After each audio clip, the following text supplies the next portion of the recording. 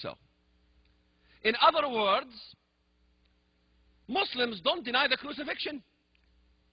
Muslims think that it was Judas Iscariot or somebody else who was crucified.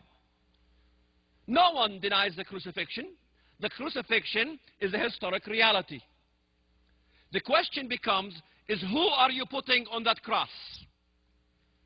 Is who on the cross your Judas Iscariot, who cannot save? Or is the one who is on the cross the King of the Jews? Because Palestinian Christians claim that they also believe in the crucifixion of Jesus.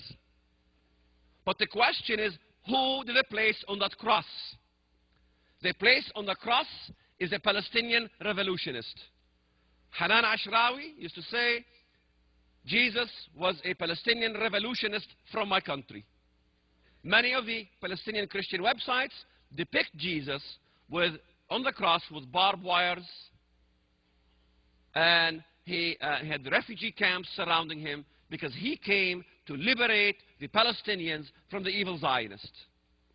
You tell me if these are Christians.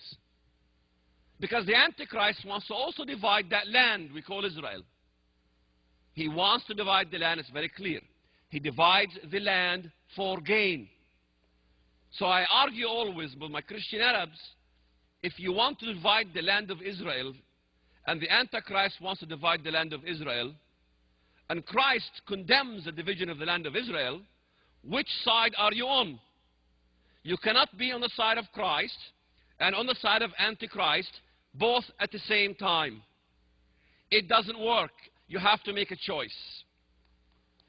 Then you see many things in the Bible. In fact, Muslims, Ka'b ibn al-Ahbar reported in the Hadith by the Prophet Muhammad that the way you recognize the coming of the Muslim Messiah, the Mahdi, is that he rides on a white horse.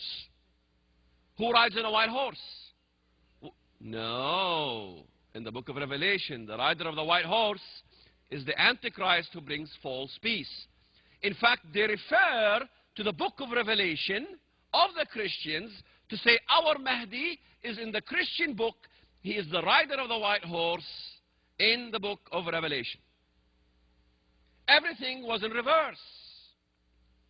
Both the Mahdi will change the laws of the world, and the biblical Antichrist will change the laws of the world. We see this all around in the world when we see the Muslims being active. What are the Muslims doing? What are the Muslims fighting about? What do the Muslims want to do in the United States of America? It's very simple. They want to change your constitution and establish an Islamic constitution. They want to change the laws of the land and establish Islamic Sharia law. So in essence, Muslims are set up for a religion of the Antichrist. Whether you believe that Islam plays a major role in biblical prophecy, or whether Islam plays the most major role in biblical prophecy, matters little to me. What matters is that Islam, and all scholars today agree. I haven't met a single Bible prophecy scholar who doesn't agree that Islam plays a major role in Bible prophecy, because all the nations that are mentioned in the Bible, that God mentions by name, that he destroys, all of them are Muslim nations.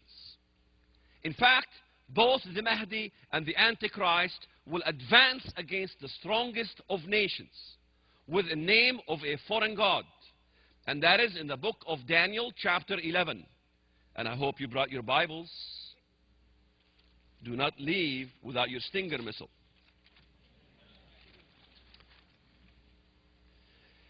In chapter 11, verses very rarely ever discussed. Verse 39. What does it say? In the whole chapter, it's talking about the Antichrist. It says in verse 36, then the king shall do according to his own will. He shall exalt and magnify himself above every god. He shall speak blasphemies against the God of gods. What is blasphemy? Blasphemy is to deny the edicts of God. Because in America, when I say the word blasphemy, they think it's the G word. No, it's more than that. If you deny God's edicts, you've blasphemed God.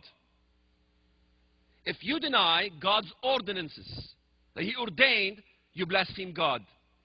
If you deny God's prophetic word, you blaspheme God. If you deny Israel's right to exist, you blaspheme God. It's that simple. He will speak blasphemies against the God of gods, and shall prosper till the wrath has been accomplished, for what has been determined shall be done. He shall regard neither the God of his fathers, depends on what translation you're looking at. Some say the gods of his fathers. Some say the God of his fathers. He doesn't honor the God of his ancestors long time ago, just as Moses was addressed by God. I'm the God of your ancestors, the God of Abraham, Isaac, and Jacob. So his ancestors had pagan deities or idol worship, and he denies all these idols, and in their stead he replaces them to honor a God of fortresses. Verse 38, but in their place, there's multiple idols, he shall honor a God of war. A God of fortresses, no one can deny, means God of war. A singular God that is a God of war or a God of battle. Americans have now been introduced after 9/11 to jihad. Every American knows what jihad means. It doesn't mean inner struggle. It doesn't mean this self-struggle. It's like the Mein Kampf struggle. Struggle against who?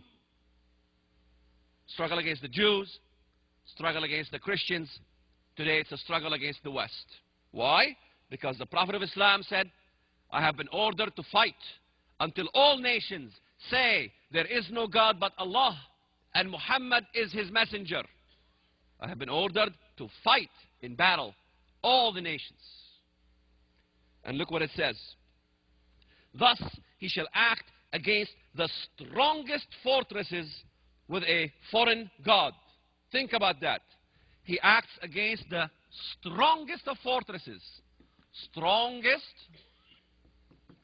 of fortresses. I don't know if I spelled fortresses correctly. English is my second language. I have an excuse.